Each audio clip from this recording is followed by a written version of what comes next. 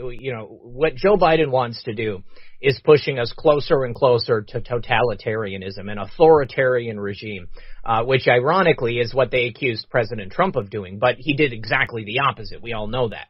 He set America free to a degree greater than anything we've had since the founding of this nation. And he did an incredible job.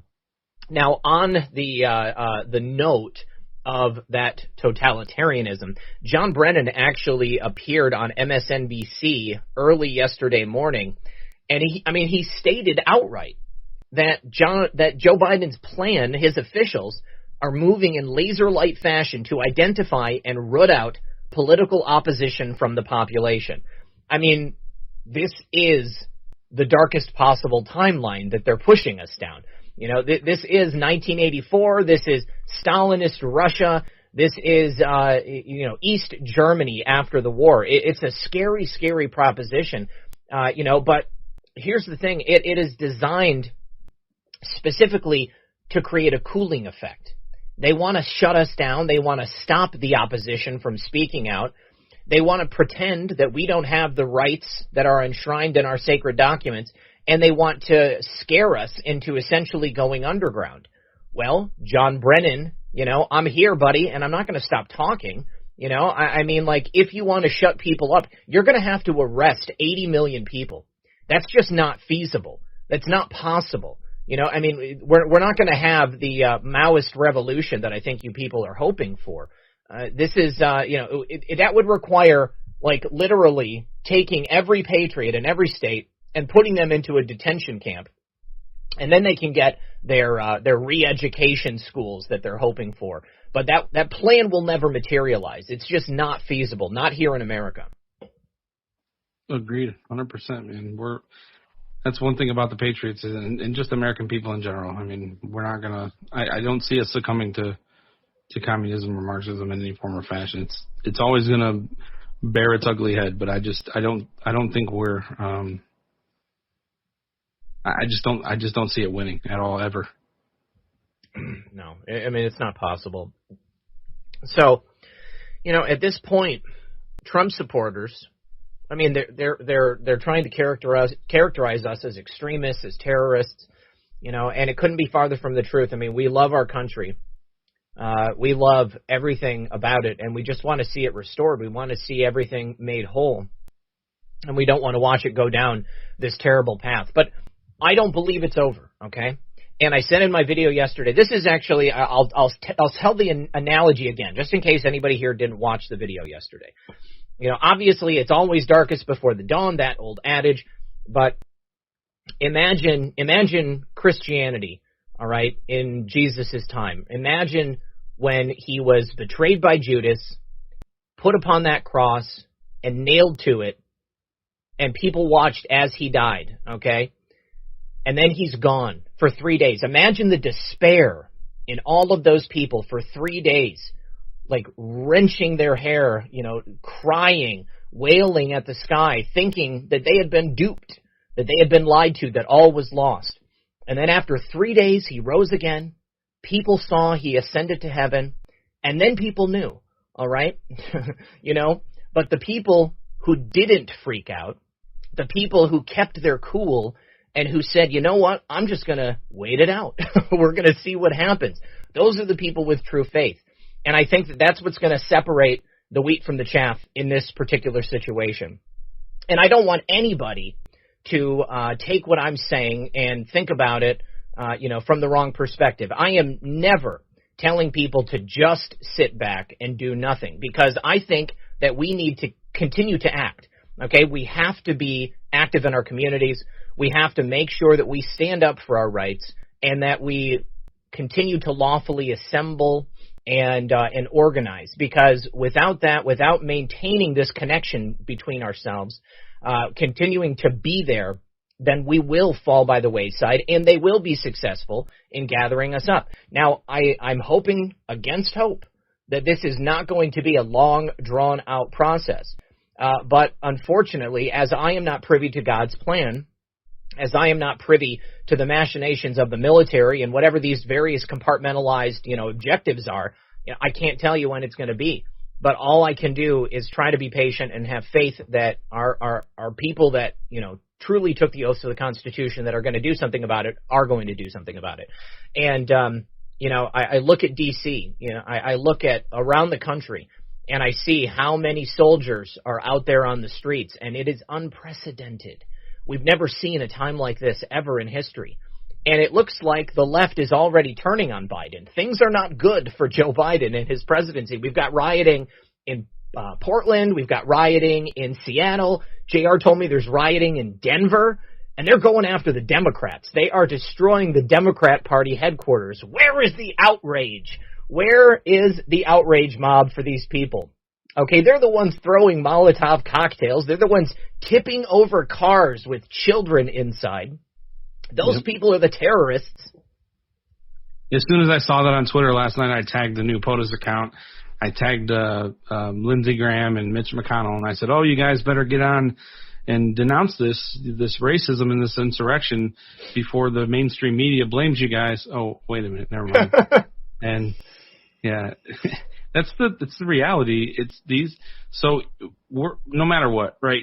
Democrat or not, I still think we're facing a color revolution. This is coming from the Soros camp. This is coming from billions of dollars worth of money. Yep. And they're following their plan. That's one thing we can say about them. They are following a plan.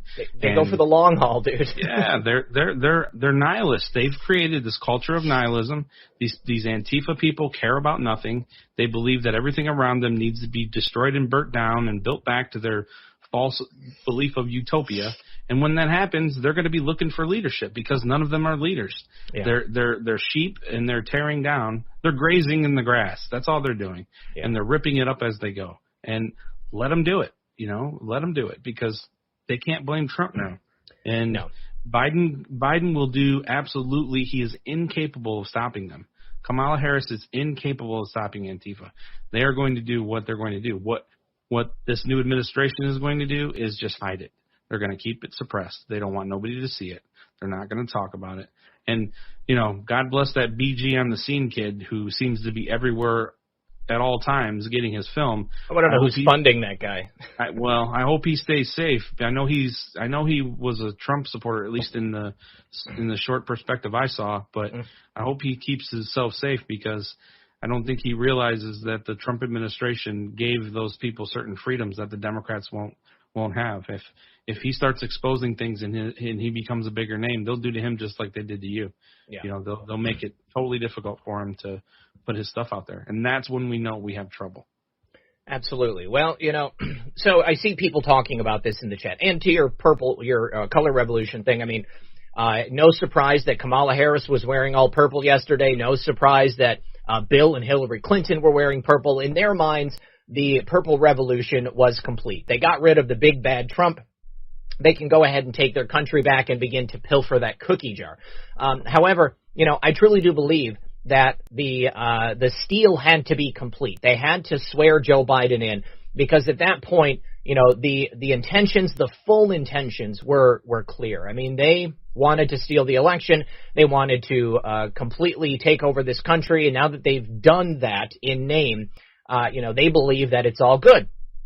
But so I have this source, okay, and I want to preface everything I'm about to say by saying that I cannot prove what I'm about to say, but people already know about it. It's already out there because this guy Scott McKay has a different source, but he's getting the same information. Now, I wanted to hold this back until I could get something that I could actually prove to you guys, but it's already out there in the wind, so I thought that I might as well talk about it. Because I think it's important because I'm getting it from somebody who is not Scott McKay, who's getting it from somebody else, okay? So the story goes, and again, unproven, this is unsauceable, take it with a grain of salt, but I see a lot of people are already 100% bought into it.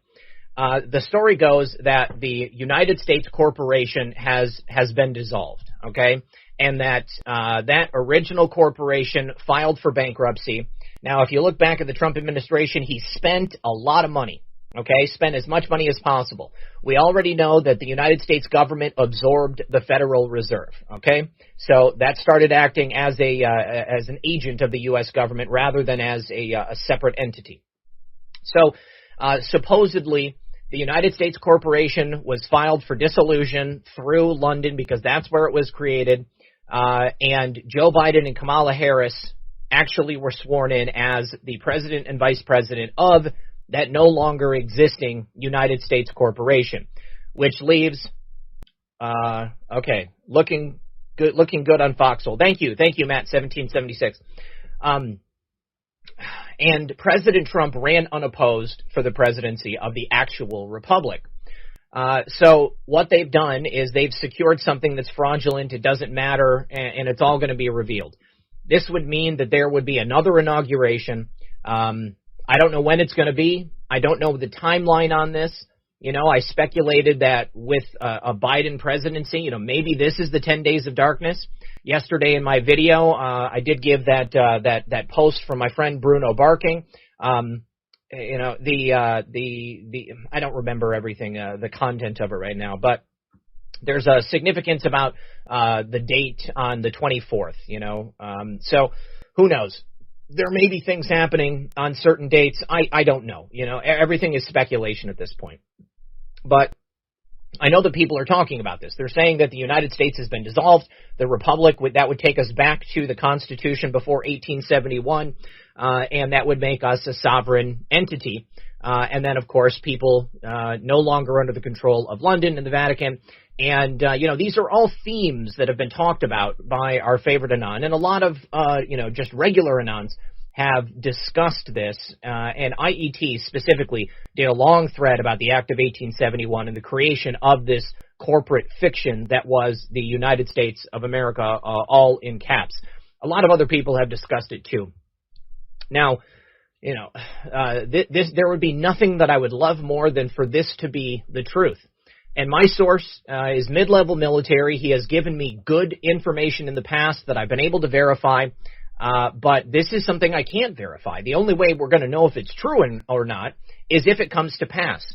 Now, I also have a small correction from my video where I showed the video of the soldier with the 10th Mountain Division patch on his arm. I'm not a military guy, JR. You know this. You are. So you can verify the validity of this.